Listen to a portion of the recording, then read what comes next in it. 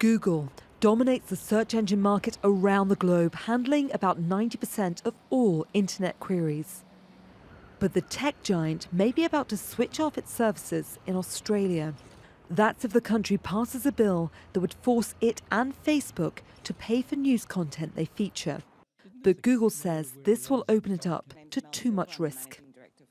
The principle of unrestricted linking between websites is fundamental to search, and coupled with the unmanageable financial and operational risk, if this version of the code were to become law, it would give us no real choice but to stop making Google search available in Australia.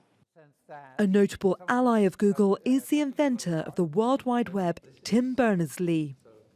In a submission to Parliament, he says he supports the right for content creators to be rewarded for their work, but in this way, it would undermine the fundamental principles of the ability to link freely on the web.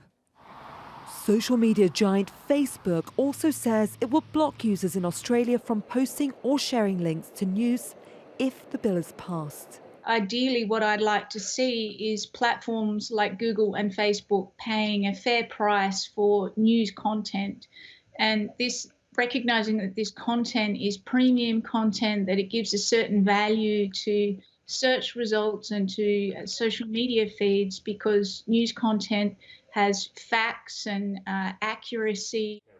And Australia's Prime Minister had his own message for the tech firms.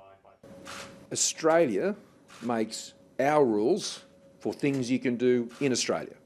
That's done in our Parliament, it's done by our government, and that's how things work here in Australia. And people who want to work with that in Australia, you're very welcome. But we don't respond to threats. It's not just Australia that's targeting Google.